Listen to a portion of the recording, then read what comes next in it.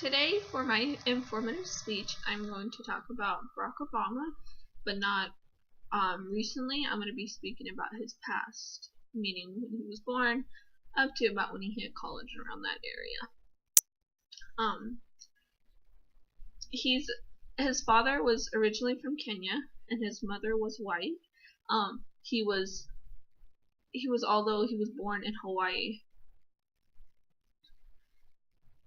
He grew up in a Kenyan village herding goats, and his school was like a tin roof shack, which is crazy because if you think about it, his father left his first wife before even Barack Obama was born for a scholarship at the University of Hawaii, and that's how his mother and him met. And about 2 or 3 months later, she ended up getting pregnant. But then his father, after Barack Obama was born, left again for a scholarship at Harvard. This left his mom, which was known by the name of Anne, at the age of 20, alone with Barack Obama. So she ended up filing for divorce around 1964. But her mom remarried to some guy named Lulu, and then moved to Indonesia, which is his original little city, in 1967. His mom was really strict, and she had a lot of rules and policies that he had to follow, and she wanted him to learn things, and moving from state to state was really hard for him, so she always had really high expectations. And I believe that was because his father left at such a young age. She was afraid that he might end up like him, or he might do the same thing, have kids and leave him. But that's just what I believe is why she was so strict, as strict as she was. An example for being so strict is she would wake up Obama every morning at 4 a.m. just to give him an extra English class that she taught before his Catholic school. So imagine being at such a young age, having to wake up 4 a.m. every morning just for your mom to teach you an English class, and then for you to start your school. Example for being super strict.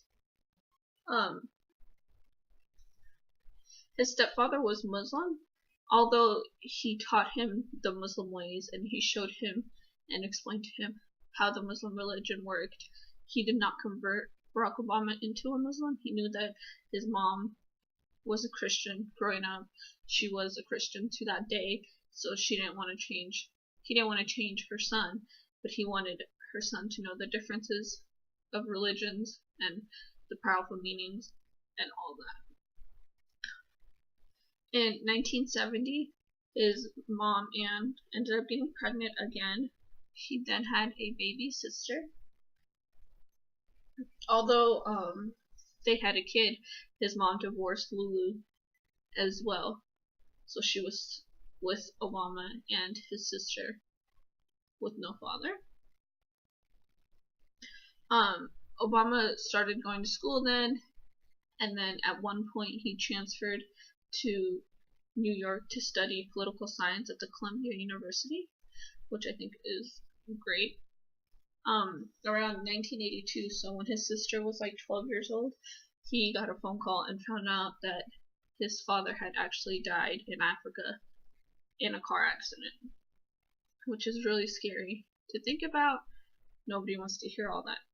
Nobody wants to know, or you don't want to get a random phone call saying one of your parents passed away. Although his father only visited him once, so he didn't know him that well. He didn't really know him at all, actually, but he was his father at the end of the day, so it must have been hard and had a really big impact and effect on him, especially with him studying so much and trying to do so good because of the way he grew up, and he knows what it's like not to have anything, and now today he knows what it's like to also have a lot, as long as you work hard for it and you don't give up and you overcome your obstacles no matter what they are, because he's faced multiple obstacles throughout the years, and look at him now.